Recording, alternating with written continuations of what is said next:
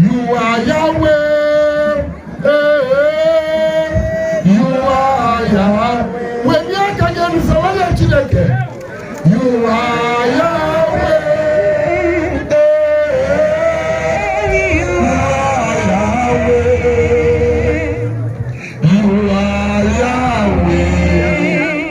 Alpha and Omega.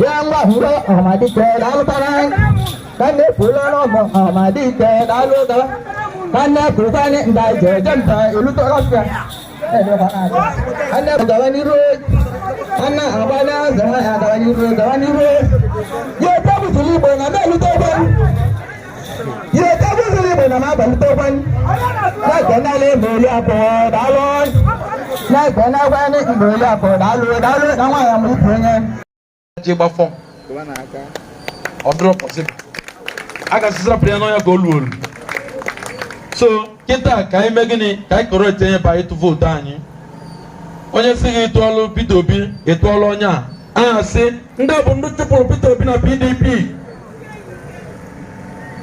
onda bu ndu chupuru Peter Obi na PDP kola ke use bu ndu banyi ke use we frustrate nwa nwoke bu Peter Obi or the first this na the party go help over na level the same people na chetala azu to frustrate here in Anambra State and Central paga succeed election na ga bu lepo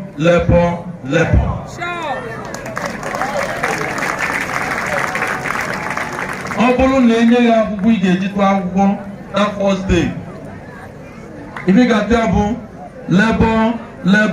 lepo ebe selu nna nne na nwa ọ bụrụ na ọ gbanwoju oge anya inwe right igwe ndị ọrụ INEC n'ịchọrọ ka onye dị etu a megịnị tụọlụ gị ebe dị etu a onye nyere gị aka ka etu onye mere mistake o the prayer na isi n'ịchọrọ ka onye nyere gị aka wee megịnị wee gosi gị ebe ị ga-atụ akwụkwọ LP ebe sere papa mama pikin onye ka a ga-atụ otu anyị niile this time around Bishop ndị Anglican ma nke ndị Catholic ma nke ndị Pentecostal anyị nche gbakọrọ aka wee kwuo na lebo ma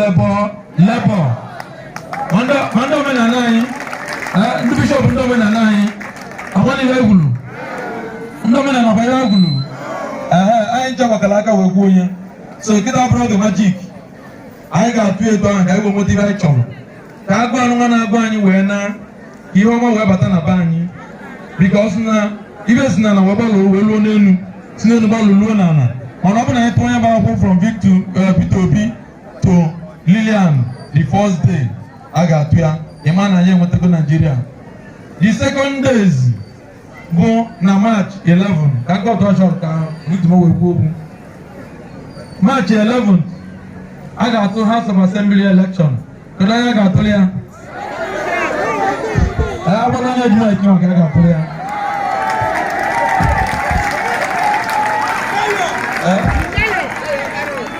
onye ejima ike a ga-atụ ya ọ Peter Obi nke Awka North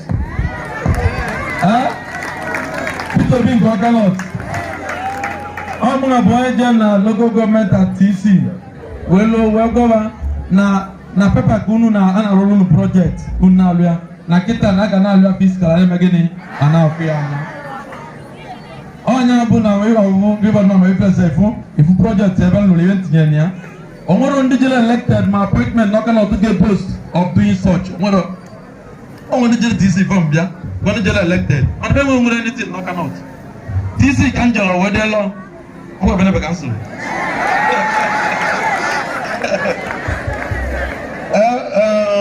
ụgọ jụọ nwanne nwoke abata na local gọọmenti onye mmiti bụ onye Awka olutosi na ọka anyị na-eke nwesa mabere okuke na a ga-alụ ya alụ mụ na ya nụọ ọgwụ ahụ for like 3 months ya na eti arụ ya bụ deputy anyị na ma Labour nwesị ya na a ga na-alụ ya alụ ọjụ mụ na ya nụọ ọdụ ọgwụ n'ori aje na steeti achụọwa a na-ebọba na eweweta nwanne nwoke bụ Kinsley and Joseph Akoye I will be the World War project. He will tell you better. I'm going to be a lawyer and they will be alone because they cannot come back and they use it when I roll. Or they will take care. The election at this community. I love MGBAKWU women. I love MGBAKWU women. Oto Afano, how guys may decide to go to the election? And Hamana for House of Reps, not one you get.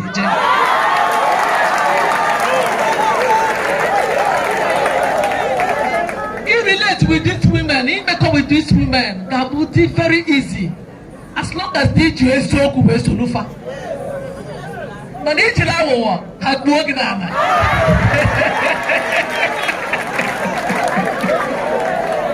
Liberal make and this and also make na Federal House, Awka North and South. And that's for me to hear that otu ụmụnwaanyị si dị organize ndị nwanyị mgbapụ to be organized. That is how I am organized. I look all for 18 years. Now chicken demand, now chicken even the most difficult people. Makana imana of ndị abụ professors, ndị agụlọgọ akụkọ akwụkwọ. Ichi hard drop easy. Makana onye ọbụla ma ife. But in way chicken professors, buru head of department, buru dean. Ebe enwe ndị ọkammụta dị iche iche ma ndị tọrọ gị nọ na 70, 65, 60, 55. Iwe mee ya ọfụma, mee ya peacefully, ada eme mkpọtụ. Ịma na ị ga-eje nwụfa.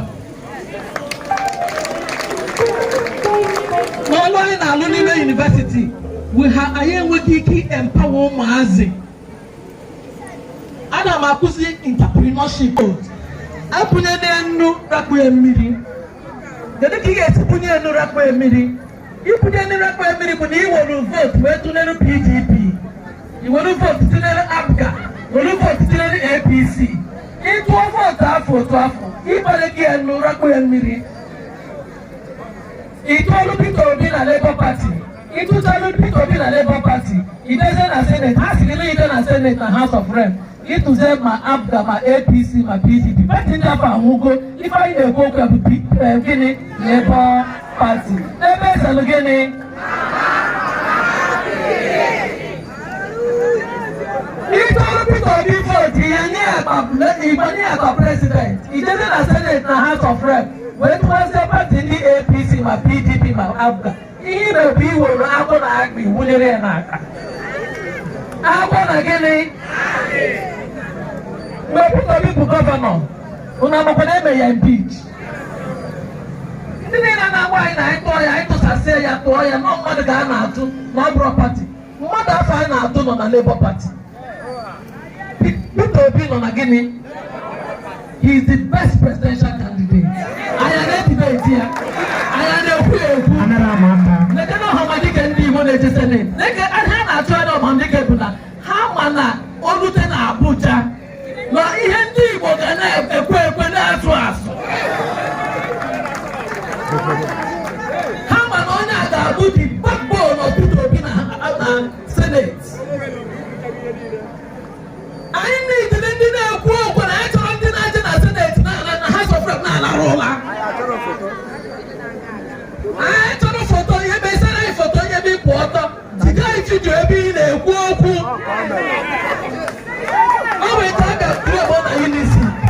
They claim na unity na onye nwanne nọ na Senate na o may attract IPs ka ndị abụ na-akwụrụ ụgwọ 2 years ka fa gara ịkwụ ụgwọ ka akwụkwọ ụgwọ wee sị ha show me the video. Say ha show me the what? Video. Anyị atụla asị anyị chọrọ people na-agwa anyị eziokwu. We want the truth, we don't want lies. Biko nụ mgbe anyị na-ayị unu ka anyị gara ịtụfu vote anyị. The best candidates. Esi m Obi si wee na-abata ebe a kịta campaign ka nje wee gbafara na nkwalụ ndị be anyị na-ama ọbịa. Don't vote me because na mbụ onye ama ọbịa. Atụtara m vote because na mbụ onye ama ọbịa. Don't vote me because of my church. Vote me because of capacity. Capacity ka anyị na-ekwu okwu ya. Na m na-ekwusi ha na nwaanyị ka mbụ mana ndị niile na-azọ na House of Rep nwere onye nwere the capacity, nwere onye nwere the competence, nwere onye nwere ike ime what I can do as a woman. Unu gbanye channels na-afọ ebe anyị na-ekwu okwu na-azọta oke ndị Igbo, na-azọta oke ndị ụmụ anyị, na-azọta oke ndị nwunye anyị, na-azọta oke ndị ụmụ anyị, na-azọta oke ụmụ anyị. Na-ekwu okwu and debate on national issues. wani na musigano. Mba musigano mo. Mba musigano mo. Wani sigano mo. I trust leadership of transparency.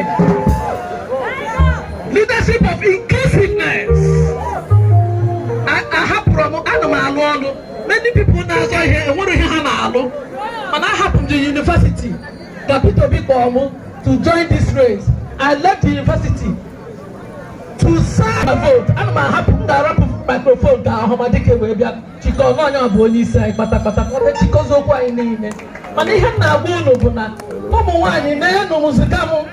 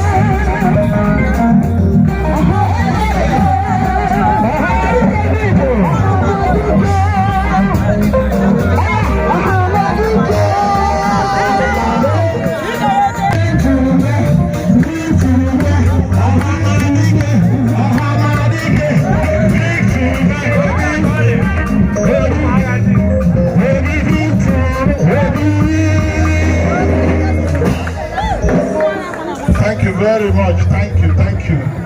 Lorumani. I go read Jubilation Obi. Come back to Leba. Wake up. Na table. They get to lead and this way. They properly organized. Everyone in the Nanya, everyone a uniform there. DJ. Uniform DJ. You can do green in there. You can do man there. Okay, Awka beach they were from, and the white, and we go again the even can. Can't call on them Awka. I got a full aside there, but I can remember one indigenous belly. Can the youth, Mako. Let them on the chair. Get the got them the party, Mako what? Where the man ever was in your Kenya. Ndị nzere ọzọ fụkwa ndị okenye ka nnekọtara tụrụ na iwe nke ụlọ makwete si ebinye aka ọkada m enezi n'anya ọ dị ka akwụkwọ enyo na ọkwụ ya gbagwoju n'anya a ga-ebido kịta akụziwere ya ụlọ ka ụlọ efu ya maka na nke bụ eziokwu nọọ ndị okenye a gbara afụfụ ndị Igbo na-ata na Naịjirịa ụlọ afụjugo anya wee ruo na nka onye ka anyị na-achọ ka afụfụ nụta na ndị ọgbọ m tara ụmụ anyị hapụ eti ya onye mbọ anyị na-agba kịta. Ana m ekene ụnụ ndị ọzọ mgbakọ daa ụnụ arụdụ n'ike mmadụ niile gbakọrọ ebe a. Ana m ekene ụnụ ka anyị kene ndị ụkọchukwu onye nwoke ọzọ dị na Mụba daalụnụ ụnụ bịa nabata anyị kpere anyị ezigbo ekpere nke nwa dị ka ndị ahụ ndị Pentikọstal Bishọp Mmadụabụchi daalụrụ nne. Ọ nwere ndị na-akpakọ mmadụ ụnụ ka ndị mmadụ na-ege ntị maka ụbọchị ọnụnụ kwuru okwu Chineke kọwacharịa ndị mmadụ ọchịarịa mmụọ ha nke bụ eziokwu n'obodo adịrọ mma kịta. Kpọọ eze nwaanyị abụ ka isi azọwasị anyị mana ụbọchị adịrọ mma. Unu nwere ife na-eme na Naịjirịa kịta nnenecha anya unu ama na-ekwesịrị ịbịa gwa mmadụ ife ọ ga-eme. Unu ga-eji aka unu kpebie n'onwe unu na unu ga-esi n'akpụ anyị kere unu wee pụọ. unu eji aka unu tọọ onwe unu n'agbụ lekere ihe niile ejuru ebe ọ nwere onye ego dị n'akpa o nwere eji ego nọ n'ebe a o nwere onye ego dị n'akpa ebe a mụ wedakwuru abịa unu gara eche ka m weta ọ dọkwuru akpa m kụrụ ego were soro dalụ n'anị ịchọ ka inweta ego ịchọkịta ka inweta ego ka inweta 10,000 naira asị weta cheki maọbụ gị transfer 10,000 from akaụntụ gị ma ndị na-eme transfer ewere 8,000 nye gị nye kọmishọn 2,000 ọ dịbe na-emebe niile ije ịgba fuel petrol 550 naira a lita ọ na-ele petrol na Naịjirịa kịta kerozin eji esi nri na-achụ 1,000 naira ọsọ 1 lita ole kwuru ego 1,2 kerozin ofu lita ewere dị ibe a ọ bụrụ ya na-enye eri dị n'abịa ọ nọta tọrọ abịa ndị mgbapụ na onye buru abịa na iburukwa na maka nwere ga-ejigo ọrụ gọọmenti a ka a na-achọ ka agbanwee ndị butere ụdị afụfụ a na-ata na Naịjirịa onye ka mmadụ emekwu ogologo okwu ibe a ga-ekwu ekwensu akọlụ na-aba onye mmezi agalụ akọlụ na-aba onye mmezi agalụ ebe pati manụ n'ọbịawo APC akọlụ na-aba onye mmeri abịago pati mmeri abịago PDP jide Nigeria gwọtọ ya arọ 16 years actually ndị chịrị Nigeria 16 years ọ na-alụ ọrụ dị obodo ọgada etu a obodo a na-emebi overnight ya 16 years bachịrị jide Nigeria mebicha ihe ndị APC were anyị wee kpọkọ nke mụ na ihe a nwetawụzi garị ihe egote nwa akamụ o nweghị ihe ihe emenwu ụmụaka na-eje nwa akwụkwọ gụọ akwụkwọ amakwụ ndị nkụzi ụgwọ ọnwa gbakụzere ụmụaka akwụkwọ o nwere ihe a na-anọ ọgụ ya ọrịa ka Chineke lechara anya lecha Naijiria anya wee si na arọ ọnụnwa na ọ ga-azọpụta ndị Naijiria wee wepụta odogwu nwoke onye a na-eme mpako marịra na-akọ ọ sịgo mụ na ụnụ na Anambra ebe a o webụ Peter Obi ka Chineke were ọkụ tinyere egedege ihe ọ na-aga ọ na-egbu ebe niile ebe ọbụla o jere mepe eli ụzọ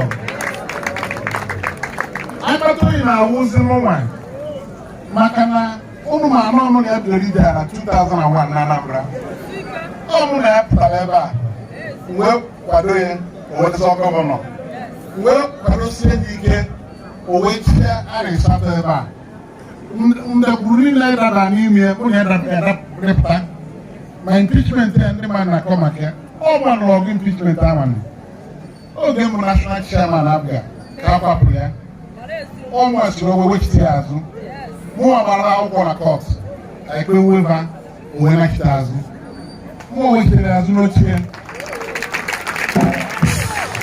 mụnwa kwuru olie owinukwa second term na 2010 ọ kwuru m na amaghị ndị ọta akụrụ gbara okwu ogologo a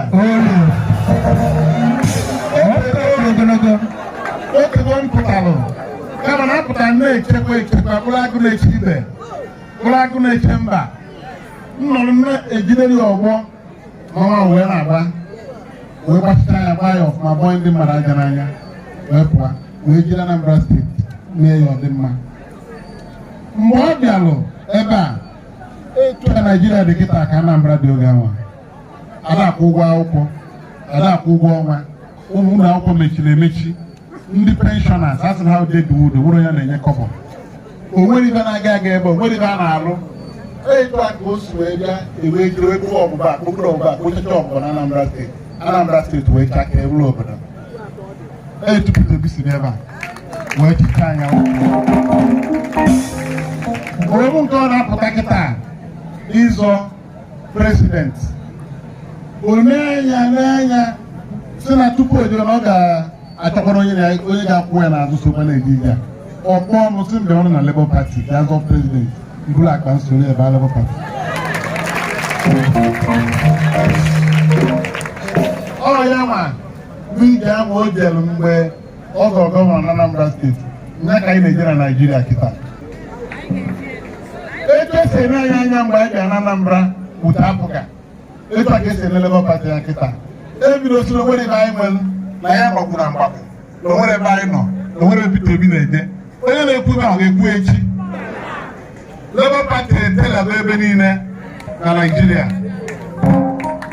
Nke a bụ izizi onye Igbo na-azọ president ndị Hausa na-atọrọ ya na Parliament Road ka ọzọ ọkpọwe gavana. Ka first time eje na Niger State afụrụ ụzọ, eje na Kaduna afụrụ ụzọ, eje na Kano afụrụ ụzọ, eje na Plateau afụrụ ụzọ, eje na Plateau na Jos afụrụ ụzọ, eje na Taraba na Jalingo afụrụ ụzọ, eso na-eje na Benin ndị mmadụ wee kwukọta wee kpotuo m ndị ananị, eso m ekwu m ada ebe a na-akpa aka na-eme onye bụ onye. Remember this man, I am Victor Umeh Senator, don't you know me? I say, give way, I can't tell them. Everyone I talk about to Peter Obi aka. I'm trying to be good, to Peter Obi, I don't even walk. They don't even walk, I'm the president. Apam, I'm not going to Apam. Maka ebe ndị Igbo na-achọ na Nigeria bụ ka soro leader na-eme. A na-ewepụ anyị ewepụ. A na-ekweta na anyị bụ ndị Nigeria. Ihe ndị na-eke a na-eke n'azụ anyị nwere nke na-elu anyị aka. A na-enye ụmụaka anyị ọrụ ịzụta nwatakịrị ile ogiri lee garị na-eche ama ibe niile a wee zụọ nwa gị ọ gụcha akwụkwọ ọdọrọ nkịtị gịnị a nọ n'ụlọ ọ dịrị etu a n'ebe ndị ọzọ ọ na-abụ onye na-agụta akwụkwọ aghọrọ bịa nye ya ọrụ ọ sọrọ be anyị ka ọ na-abụ ịgụta akwụkwọ ị nọrọ gị na mama ga-arụkwa ịbụkwa house boy ọ ga-esi etu a na-eme mgbe niile ọ ga-enwere mbọsọ ya akwụsị mbọsọ ga-akwụsị mbọsọ Peter Obi ya bụ president.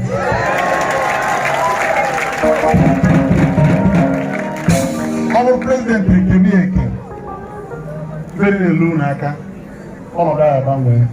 Nke izigide ị na-eje Lagos ma ọ na-eje Abuja bụrụ onye Igbo ịmachi obi n'aka ịma na ị nọ na Naijiria na ịbụ onye Naijiria ịtụọ ngwa ahịa ọ bata na wọf ịdịchọ na a ga-ekiri ya ngwa ahịa gị iburu pụba mana kịta ije ebe ahụ ị ga-asị ya ọ ime onye m onye m onye m onye m onye ọ bụ gị tụrụ ahịa o agaghị atọrọ ebe anyị bere tọrọ ụmụ onye m onye onye na-akọ ọtọ onye m onye m onye m onye m onye dịta ga-esi na anaghị ego afọ anyị na-ata dị ọ ebe a ka anyị chọrọ ka anyị kwụsị o wee bịa n'ife anọ na ya ife m na-agwa ụnụ bụ ka anyị mepee anya anyị ama eji maka na ibe siri ike maka enwere ife na-abịa ebe a bụrụ ha na-ayọ ego enye ego ma ọ bụ goo rapana ego ụmụ nwaanyị na-eme ife niile a mana ife dị mkpa bụ na anyị nwanedoro anya mana ife mana Naijiria kịta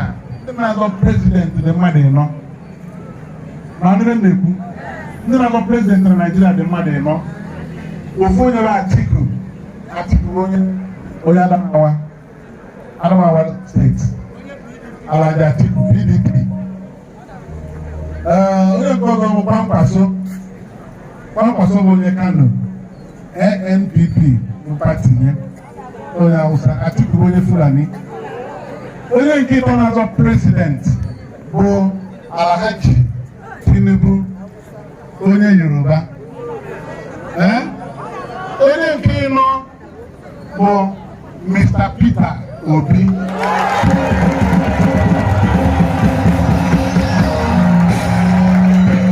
onye ebe ka ọ bụ onye ebe onye Anambra bụrụkwa onye ebe Anambra Central mụrụ nọ na ya ọzara na-ekwu abịazie grade mmadụ ịnọ a ịtọtụ ekwụrụ iru ndị Naijiria kịta Peter Obi bụ nọmba 1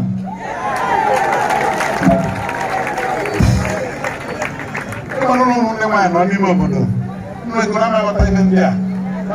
na Thursday 2nd of February na Abuja, all the south leaders, southwest, ndị Mbamiri, ndị Yoruba, ndị Middle Belt na ndị Southeast gbakọrọ na Abuja wee mee joint press statement na be na-esigo ndị na-azọ president na Nigeria ruo onye sapụ na-azọ Peter Obi.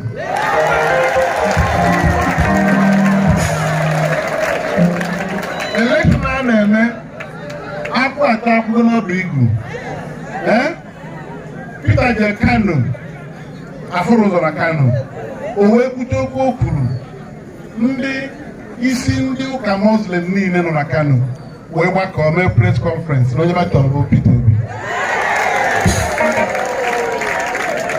Aka chụwa dị akọ aka chụwa dị ya na onye Igbo ka afọ n'anya etu a ọgbọ Chineke bara n'ime mmụọ o wee were ọrụ a na-ekwupụta na o nwere onye Igbo enwere ike iji dozi Naijiria. Echego ndị mitin ndị ọtụtụ n'ugwu Hausa maka okwu a akwụcha gbasị anyị na anyị ga-elụwa nke anyị na be anyị ka ha lụọ nke ba. Anyị jikwa na agbalụ mmiri a nọ ndị Igbo ọ na-abụ echasị ka onye Igbo jee ndị Igbo fight ya ọnụ tere aka ba fight na Peter n'ebe a ọ bụrụ ka a na fight ya ezi mmadụ bụ ọzọ na Peter amachi na ọma ewu Igbo ọ ebe aka unu bụ n'obi ọ dịba ịtọ ka nwanne anyị nwoke win elu na ebe m na-ekwu na ama agba mmadụ ebe ọ ga-atụnye vootu na nke a iwu megidere na ebe anyị ga-atụnye vootu ebe anwa nwanne anyị nwoke si wepụta ichi Naijiria na Labour Party ọ PDP gọọmenti ịzọ prezidenti m ya ka o wepụtachisie ụzọ ebe niile o wee gbapụta.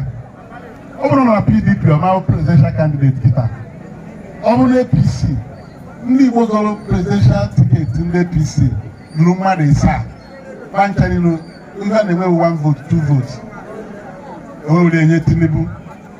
Ọ na Labour Party a ka a bịara ndị na-azọ president wee steepụ Peter Obi down onye rọ mmadụ kọbọ etu o si bụrụ presidential candidate Pat Utomi onye Asaba steepụ ya down o wee lekwasa wee bụrụzie ma ndị ọcha ma ndị Yoruba Obasanjo Chiwedanjuma ndị ọcha na-agbasazi ozi ọma Peter Obi ebe niile. Mgbe ị bụrụ onye enwe isi onwebe isi onye enwe isi so nke Peter Obi abụrụgo nke anyị ma akịrị good mana anyị ga-eji force niile anyị nwere wee tụọ vote for Labour Party. Atụcha anya a na-agụ ya ebe asị na ebe a na-ekwu mgbe eme o jere Ebonyi steeti yesterday. Ọ hụrụ m na TV bụ vidio ibe mee na Ebonyi steeti na Abakaliki yesterday. Ebe a dị ka ikpokọ ndị Igbo niile ọrụ n'ofu field. Ọ na-enwe akpata oyi ihe ndị Ebonyi na-enye a. Ewepụtara na TV ndị ugwu na-asọpọt Peter wee nwebe aṅụrị sị na kịta ka ha ma na ife a na-eme na ha dị right. Ndị be anyị so Peter Obi ego na ha ga-eti vootu nkeba na ndị weta nkeba ka o wee gaa n'iru. Ya bụ na m na-asị ụnụ biko etu ọbụla o si na dị onye ọ na-were izu ụka na-atụ afọ ọnụ ọ bụrụ 3 weeks ka ọ fọrọ atụ akwụkwọ a ka onye ọbụla tachie ka anyị jee ozi a dịka ozi anyị na-ejere onwe anyị na ụmụ anyị ihe ficha ndị Igbo iru fichaba anya mmiri na Naijiria. Sọsọ ebe eselu papa mama na pikin ka onye ọbụla ga-amụta bụsa nwa tinye gị akwụkwọ na-atọ ebe ahụ esere papa mama na pikin iwere nke izi bie ịtụpụ iweta nke ọzọ bikwa ya ebe ese mama papa na pikin ịtụpụ iwetala nke ịtọ ibikwa ebe ese papa mama na pikin ịmana Labour Party mmadụ ịtọ ịtụrụ akwụkwọ ihere ya chọrọ nke prezidenti. Ụmụnne m nke bụ eziokwu na-enwe ike ụra yara ama nke bụ nke maka achị na akwụkwọ na-atọ a ị na-ekiri ya ekiri achị ga-akwụkwọ sọ iri ya chọrọ ebe ese papa na mama na pikin ụlọ achọ n'ebe ọzọ ebe n'elu prezidenti o sineti ma House of Reps mmadụ agbarata na nke anwa unu ebie nya ebe anwa dịshọn na ihe unu na-alụrụ ihe ndị Igbo si unu mee ka unu mere. Abịa onye na-azọ sineti na-ene m anya ọmụ na-azọ sineti mụ na-azọ sineti Anambra Central.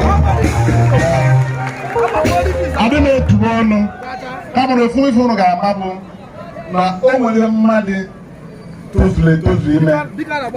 Mụ nwe n'ebe a alụ national chairman Abga 10 years. Ọkwa nọ na Abga dị na Nigeria. Pati ya na-ata ọnụ m dobere ebe ahụ ọ nọ. Ọ mụ kwenye Peter Obi wee bụ gọvanọ. Obi anọrọ gọvanọ. Onye nke na-achị kịta agbara m agụrụ asaa mmiri asaa wee sọpọtụ ọrụ wee banye. Ya bụ na ihe na-achị bụ na enwere m experience for over 20 years. Mụ na Ojukwu rụrụ ọrụ dị Nchukwu Emeka Ojukwu. Ọ bụ national leader Abga bụrụ national chairman. Mụ na ya na-anọ ka nna na nwa. O wee na-akọrọ m akụkọ etu nna si akọrọ nwa ya akụkọ ihe mere oge ochie. Ama m nsogbu ndị Igbo nwere na Naịjirịa. Ama m ihe nsogbu ya ihe a na-eme anyị. Ọrịa ka o ji abụ aja sị na onye nna ya dunyere ori na-eji ụkwụ agbawa ụzọ. Ọ bụ maka na mma nsogbu anyị nwere ka anyị jee sineti na 2018 wee bụrụ nsogbu ndị Igbo niile isi sụọ ya na sineti. Anyị wee kụwa ọgụ dị na ya. Anyị nwere mgba nke wepụtara ajụ m ekele oke nke ndị Igbo adịrị ajụ nwere aka elu. Kedụ ahụ ị na-eke onye amara ife bụ ife mere nna ya, ife mere nna ya eme gịnị eme ya. Onye a na-eziga ozi bụ onye mma ife mere nna ya. Ife na agbakọ kịta onwe onye na-arụ nna gị anị ya megbuo ya itolite gbalụ onye na-arụ nna gị anị ya ibute onye ahụ agha. Ọ dị ga-eme ama m ife na-eme ndị Igbo na Naịjirịa. Ọ ga njiwe jee sineti wee busoro agha wee fa mee ka na Naịjirịa bata onye ọbụla. Ewere nke ndị Igbo nye ndị Igbo were na nke unu mere nye na nke anyị. Unu ewere nke unu were nke anyị tiso na akpa unu. Unu mere anya anyị adọka trauza. Ọ na mme na sineti ọ baba ndị ewu ndị na-eti ime ndị otu ụmụala onye ma ọfụma. Ife nkwụsị na sineti dị ọtụtụ ife a na-eme ndị Igbo. Eweta apọịntment a ga-eke enyere m n'afọ onye Igbo anwa ewere m aka elu na ekwe na apọịntment ya Tinubu ya Buhari bụ otu ihe ndị Igbo. Emere m ya ọtụtụ ndị vigilante agụ egbe akpagharị ebe a ụlọ agbara ụlọ ya maka ọzọ egbe ebe a. Ọ gwa mere egwu chale ọ bụrụ na sineti ba mba terapụ ndị vigilante Anambra steeti na anyị ma ndị fa bụ amịna onye na-anara egbe na onwere onye mata egbe n'ugwu Awụsa ọ bụrụ Anambra ka ya nakọ ndị mmadụ egbe. Ya bụrụ egbe ndị Anambra steeti buchie egbe ahụ azụ ọmụ kwuru ya. Mgbacha mba na sineti Buhari wee zie IG polisi ya bụrụ egbe ndị Anambra ji ezukọwa orikọrọ egbe onye ka na mbụ bakara kpọcha taị na ndị na-ekpu okpu n'isi ana m agara ana m agba m ka ọ mara na m mere na maka nọ ọ bụ omena vigilante na Anambra. Ibe dị iche iche emere anyị ejegbachite ego ka ha doziere ewe na Naịjirịa. Ị alụba ndị na Yoruba na ndị n'ugwu Awụsa amarụ nke gara n'ala Igbo. Ọ bụ ji esi tie nke gara na be anyị etikwu ya bak osiribe ya arụ mana ekebugo ego anwa tupu m bịa nsi ọkụ ekiti azụ. Ime mere ụnụ ri nne ka m buda ya down. Awka North taa amarụ m ụnụ dịka ndị a na-emegbu emegbu na Anambra steeti. Ama m badị lụta ụlọ ndị Awka North abịatụrụ na-akọ ugbo. Ọ ka ịrụ na gọọmenti ka m bido wọra ndị Awka North anya under Peter Obi. Oche ndụ mkpu a Godwin Eze na-agụ ọmụ mere Commissioner for Agriculture. Ọ mere Commissioner for Agriculture. M tinyere ọzọ House of Rep ugboro abụọ na Abga oge m national chairman. Oche ndụ na iso rest in peace. Ọ nwanne ụnụ nwoke. Amaara m oge obi na Kano far back 1995. O mechaa gbadata ebe a wee nyere aka mee Commissioner for Agriculture.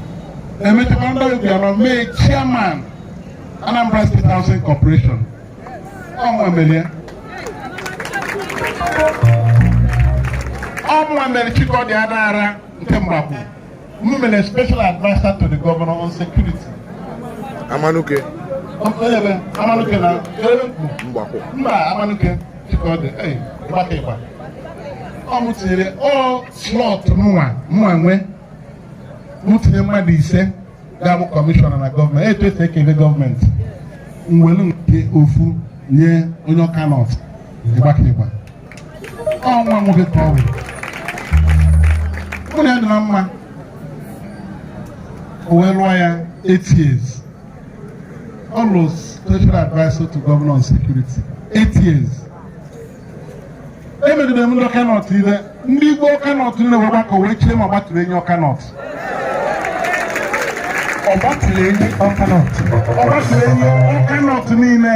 Ọ bụrụ nke ile ndị a. O nwezi ndị chiri m machi na mere n'ama nsi. Agada gbachiri ụzọ n'ama n'oke. Ebuke. So na ile ndị ekwu na onye si eme ka ekwesị akọ ya mụrụ dị na mma Cosmas Okonkwo eze mma nke isu a n'ọcha mụ mere lokal gọọmenti chairman onwekwa onye na-ana kọbọ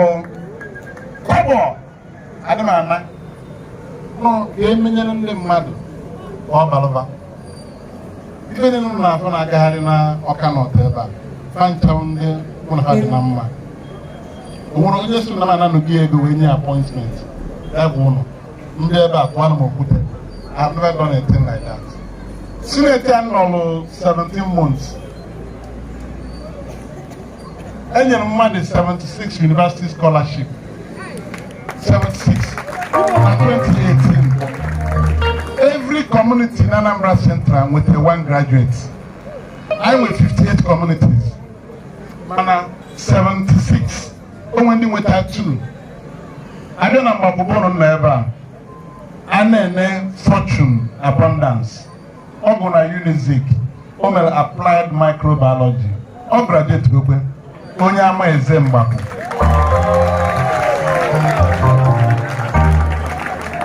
Enye the scholarship at 2018. Eme election 2019. Anachi Hamazu. Mkpokọlọba. See na my private scholarship foundation. One over graduate ya. O wee gawa ọrụ. Ana election ọ win ọkpụkpụ sa ibe niile jewala onwe chi ọnwaka. But azụ maka na achọ ụmụaka bara nne na nna bụ olu.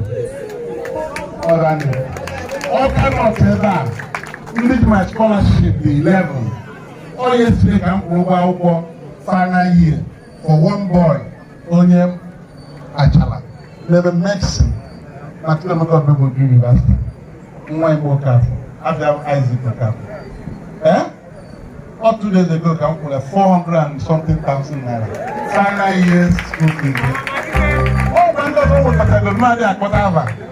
Maka na mfo onye nwere need. Anam nwe.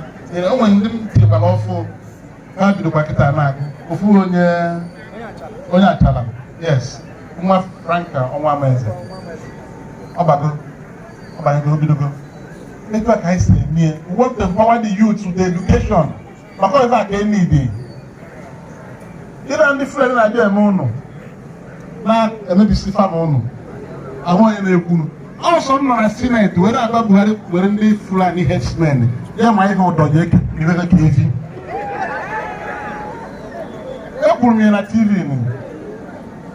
fagburu ndị ụkọchukwu na Benue nwesị Buhari na ọ bụrụ ojidere ndị gburu ndị ụkọchukwu a ịma na aka ya dị na ose egbu mmadụ na ya agwa prezidenti ụdị okwu a ekuru m ekwuo ya ewepụ aka enwe n'ofe lọya aka mmadụ ọ bụrụ egbue mmadụ he send a condolence message say I will get to the root of the matter and I lose anything nse na ọ bụrụ na o nwetara ndị gburu these people na a ga-hold ya responsible maka onye commander in chief onye isi ndị agha Nigeria niile a gwara na m ya 2 days after send ndị amị na Benue jide mmadụ ịnọ with 4 AK-47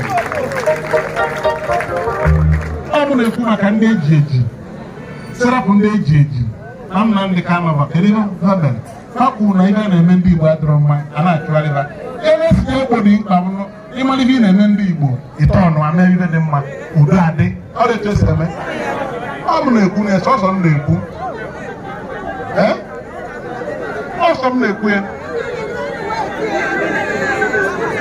ejere m The only international airport to the Nanibo and Enugu, I can't need an international airport. But we are not able to be a local airport. We will have pieces of the Nabata, Enugu. Western intimation, Western, on a emechi ụlọ ọmara ife kwesịrị ime ọ na-alụgharị anya anụ ka o gbogota na standard kama emechi si tinye ego ka alụọ na o nwere tesla nke dị na Abuja oge o mebiri etinye ego na-alụ ya 64 billion naira plen na-ejezi Kaduna na-ada iwe Kaduna iwere moto dị Abuja ebuturu ya ka ọ bụrụ local airport mfe ebe ka a ga-eme n'Enugu nke Enugu weta ego ka alụọga the wrong way ka amadị ebe na-eme emebi ka edozie ya emepekwa ya ụgbọelu esikwa ma London na-abịa ma ebe dị iche iche ọ mụ kwuru ebacha mba eme ya approve gbara iwe weta 10 billion naira 10 billion naira emechie Enugu airport for 8 months rụgharịcha anya rụọ wee rụzie ute wee mepekwazie ya ọzọ. International flights na-abịa n'Enugu Ethiopian Airlines. Ọ bụrụ na mgbachiri nkịtị nke ahụ agafego na-evutue onye ebe dị na-anọchite anya mmadụ oge ụmụziga mmadụ obira ka ọ ga na-ene anya eke ihe onwe na nke ndị ụmụnne ọ dịkwa ya ọ bụ na ọ dịrị omenye aka etinye ekpere oge ka mmel ọ dịka recorded ndị mmalite na-ekwu na foto na TV ọ dị recorded abụrụ na alụsị ha pịrị apịa na-ekwu ndị ebe ahụ egbe ya na-ada yes ndị ebe ahụ egbe ya na-ada ọnụma bụ ọnụ kara aka o nwere ebe na-atụ egwu n'ụwa. I'm telling you the truth. It's simple. But what is inside me is very strong. I'm not afraid of anybody. That is why I have told Buhari, time without number. Nandi will have no problem in Nigeria. See now, I got the level for everybody. I don't know anymore. Now, I'm not sure now. I'm not sure. I'm not going to select. I'm not going to have some rest. I got to do one. No. Nke nwanyị na-arụ ọfụ ịchabụ ndị Hausa dị na ha na-eyi hijab okoye n'onu eweta nkịta na fonu na-abịa ọ baa n'oche ọnụ ebe ahụ ọ bụrụzi ha ji ya mana ndị ebe ahụ obere ụlọ na-adị ebe ahụ isi agụ ka m na-eyi ana m eyi isi agụ mwenye aka elu oyi a na-ada maka agụmakwụkwọ nne ọ bụrụ na ọ bụrụ ọrụ m na-alụ ihe ga na-eji kootu ka a ga na-eji na-akpọ taị mana ọ maka ọrụ ndị Igbo na-alụ ka m ga-eyere ndị Igbo isi agụ okpu ogologo a mkpụrụ ọtọ na sineti onye aka elu ele anya okpuru eji abara anya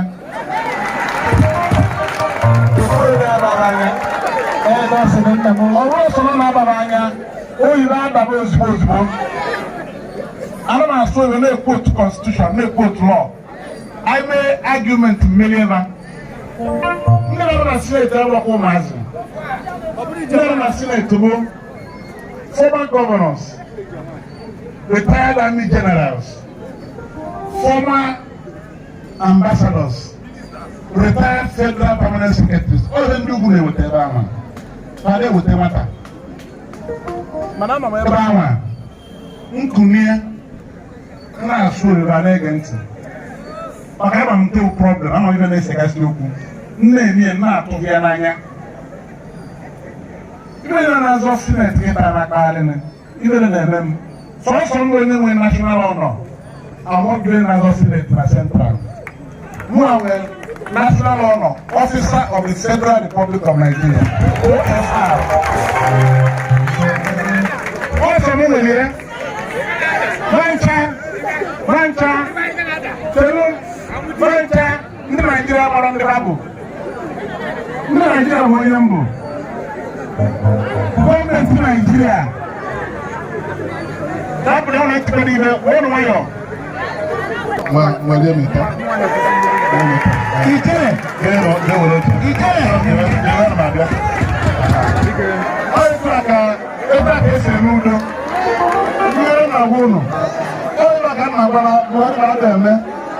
Nnamdi Kanu ka je ebute gbechuo Nnamdi Kanu ihe aka rụrụ akpọ Nnamdi Kanu aba n'ụlọ asị aka ere na-ese okwu ọsara ụmụ na-elebu ndị Igbo na ha na-enye ụmụaka ọrụ asị oke maka ihe bụ ọrụ ka anyị mee nka udo ọ na-achị oge ahụ ịrụara m na-eme nkịta ọkada n'ọgbọ ọpụgo m bren ka ị ga-arụ ọrụ uche ka ị ga-arụ ọrụ eziokwu so mgbe na-agwa ụlọ ụmụnne m ụmụ nwaanyị na ebe a ọ ndị nne ka ụlọ ụmụ nwoke na ebe ọ nụrụ ndị nna ndị yut ibe na-eme maka ụnụ ibe anyị na-agba mbọ bụ ụlọ dịka ibe ụnụ Nwamgbeke emewuru Nwamgboye Nwamgboye emewuru Nwamgbafọ ọ ibe anyị chọrọ Naijiria ebe belu ugo belu ndị a na-ebe a kịta na-akpagharị o nwere ngwara ụnụ ụlọ nkiri na sineti na-ekwu okwu asị m my name is Senator Victor Umeh OFR. I represent Anambra Central Senatorial District. Even in the state, anyone national honor, able 30 out of 109. No one will OFR, given to me by the President of Nigeria. 9 years ago, the Nigerian government named this honor, Officer of the Federal Republic. All of that is one man. I'm not going to assume forever. No, Daruda, Noleba. Monoman will forever. Going out of Pocahontas in the House of Reps. One of them even a come on with the or to come on. Once in the House of Reps in 2011 as National Chairman of Awka. Almost in a year, another penny. Mana, everyone in the campaign, I come victory. Money abroad.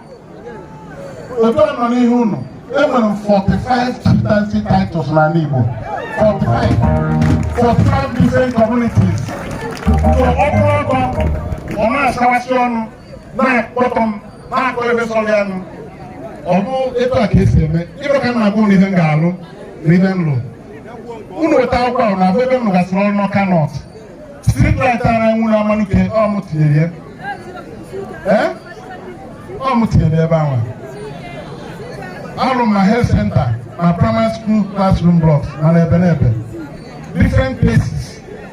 So, even my children, when they are getting killed, eto Nigeria na honu, ndị Igbo ga-eziga ichie dịka mụ na Senate.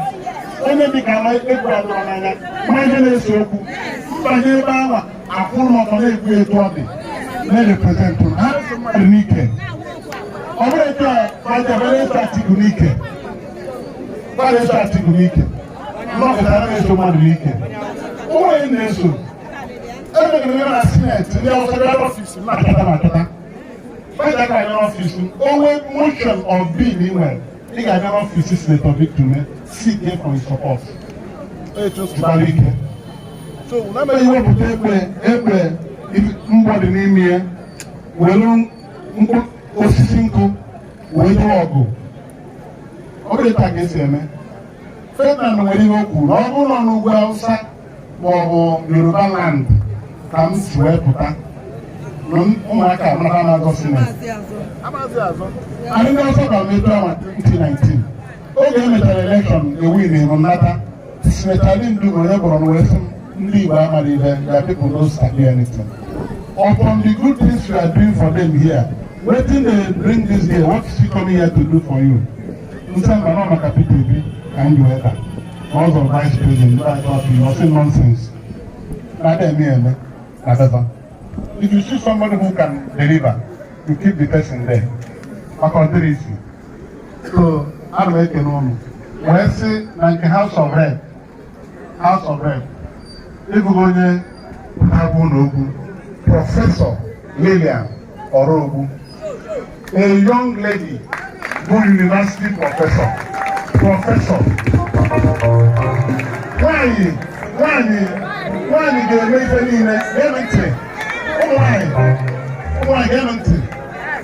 What can I will feel nwaanyị mụrụ nwoke nwaanyị mụrụ nwaanyị anyị chọrọ ofu ife mana ihe m na-ekwu bụ onye ọbụla nwere ike nke ya Chineke nyere ụmụ nwaanyị ike nye ụmụ nwoke ike ọrụ anyị na-alụ dị iche iche mana ihe dị mkpa bụ na nwaanyị ga-eke osi dị aṅaa ga-ahụ nwaanyị nwere nsọpụrụ nwaanyị na-asọpụrụ nwoke ga-eme ife nwoke a memenwu n'ụwa mana ifu nwaanyị na-akpali nwoke o nwere ihe ọ ga-emenwu ọ dị n'akwụkwọ nsọ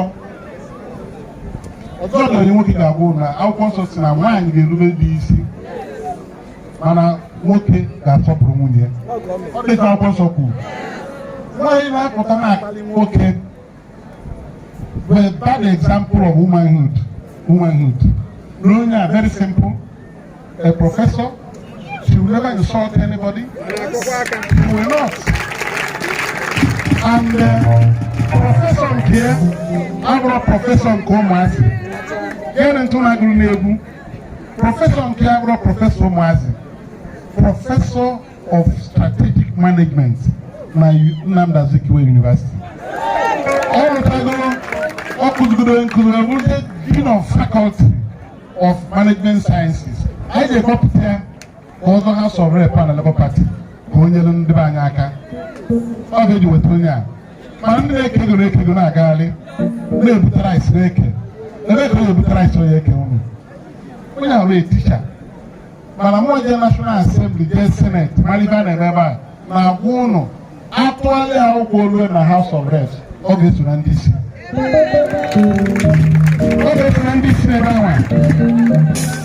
Near the House of Rep, the election at 25th of February. Professor Gabian American, oh, we go say Professor Yadia. And no brain KJ Arolo. In the correct position, I thought Professor Lilian Orobu, they will go to Tinaku. Oh, my God, education. They made chairman of House of Reps Committee on Education. I call Professor Kobo. Only in the election now, my Labour Party. Peter Obi as our president. Now the best. La Central Aya more as our Senate. Omoro Yana Azuano gave me 1/10 of even game. Nobody. Yet one day was a man outside Igbo land. Then only a professor in the House of Rep. You can't have a better team than 3 of us. Victor Umeh, Professor Obi. I'm walking up anywhere. But what if I have a follow? When I am sincere, I'm a Christian. I'm a joke of man. I'm from the land to Wayona. To talk about the signal, no, mmadụ wee sị m na nke nwaanyị kpọrọba ndị na-anya shọtụl from Ugwumasi Sike wee gbadaba abatete ọ kpọrọ nye ha ego ọ bụ na ha bụrụ pasenja ọ na-agwa na Victor mere onye ori onye ha ego ọ bụrụ ha na shọtụl ha na-aga asị na nwoke okwu ogologo otu ozure na ebe a ebe dị afa m ofu onye wee banye na shọtụl onye so arụrụ m ọrụ nwoke wee bido sabọn ya n'ebe a na-aba azọ na nwoke ogologo a n'otu ozure ọ dị kiridi dị mmadụ chaghị m onye ọ bụ ọsọ dị anyị na telivimini na nwoke abụrụ mmadụ na ome ike ọzọ wee mekọta agụmenti wee kwụsị o wee sị ya na ịmara onye anyị na-ekwu maka ya ọsịkọchara ya ọsị ya ka ya bụ eziokwu na otu ekwu n'ife nyere ego akọba ife a ka a na-akọrọ pasenja etu a ka esi eme kampen ọ dị ebe ikwu ihe alụ uwe nke nwere alụ afọ ya anya wee kweta m so na onye aka m na-asị na ọnwa anyị bụ unu pụọ na ya akwụkwọ ọ nwere ebe a ga-atụ ya ọrụ ugwu ebe a ga-atụ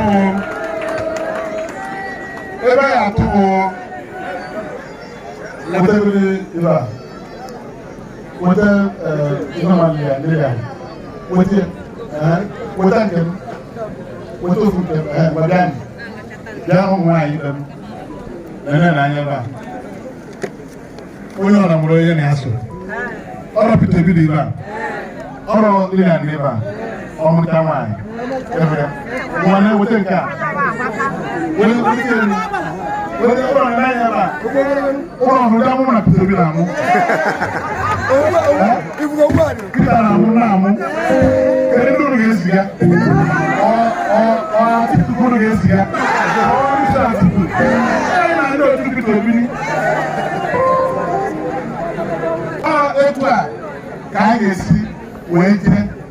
Mr Peter Obi, Mr Victor Umeh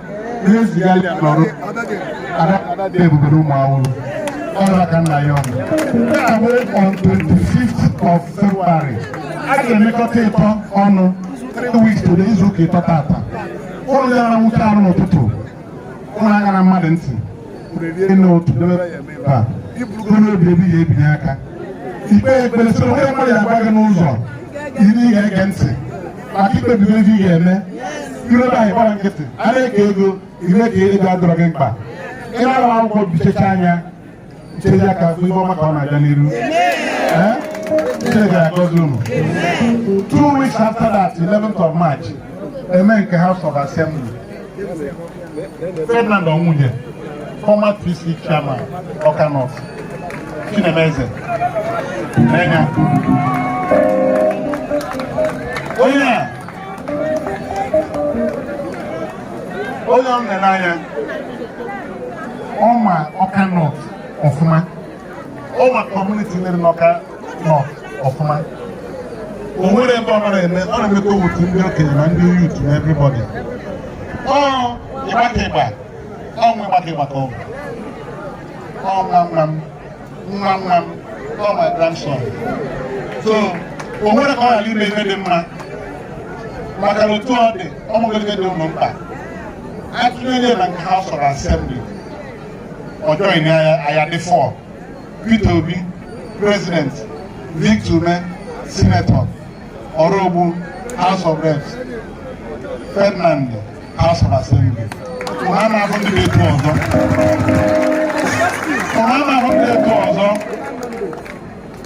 I ain't telling you, my Dana, Peter Odobu, Lilian Odobu, Odobu, University there, Amorona University. Even the college, who are first, all of us are not sure you know about Tarama, about Satarama, on a Friday, a week today, Kamaka Bakwa. On a Friday, as Maya, where they couldn't go, they can't work with the base of Jazo. Oh, who's going to get alone? If you don't have a way, I will not be.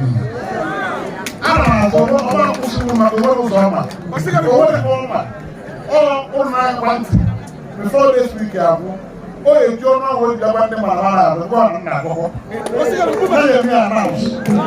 the country will get a valuable village. Near what will be to my one day, and then no second ever number. Oh, you know, some sign. For how many years? So now that is not that much. I will do the mother when they will naga. When I get to them why honor. Oh, people why honor. Oh, people no. Ah, why you no? Why am I from Ohamadike? Who do I know? Came on there and make campaign now. One of them yes, sir. Proper professor. But she recognizes that I'm older than her. And I've known with them before. You understand? So it's my duty to carry her like this and take her to the top. How you tell them, man? Whoever the man has seen it, I don't know where the body will in the House of Reps for you, for your good. I'm going to guarantee that she will not disappoint you. So I party. I can never know them back.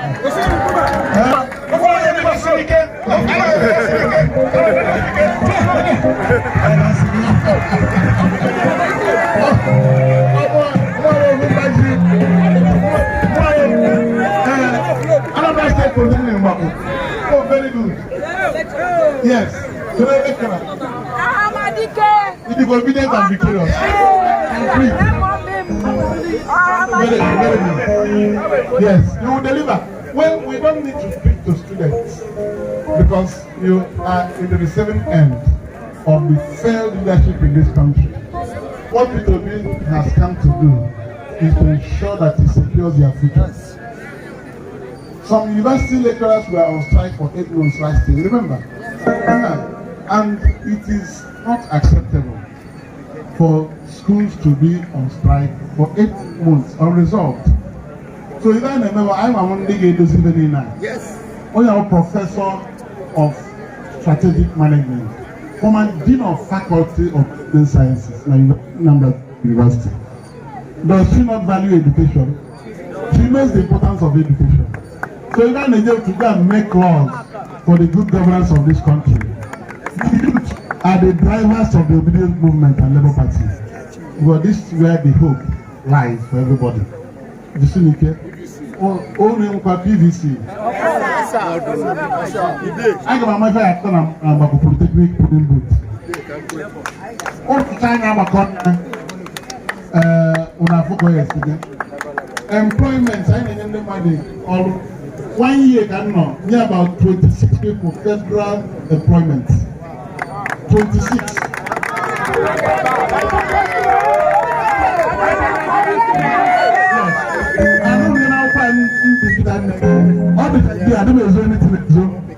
One of them Akoba, William Akoba, 18 in a Nigerian Railway Corporation, a graduate of economics. One of them in a human resources department. Cannot. We gave from the other local governments. So what we are doing is that we are going there to fight for you. Your lecturer, are they happy? No matter also, Naganin, if I take on Aganeti and Nambakweba, so Sunike, and don't allow anybody to put you down. Let nobody confuse you. If I'm party, I can call you to the party, you know where they are. Kita, you don't understand your effort. You vote for a responsible party and responsible candidates. All of us are in Labour Party. So do that and secure your future. It shall be well with you.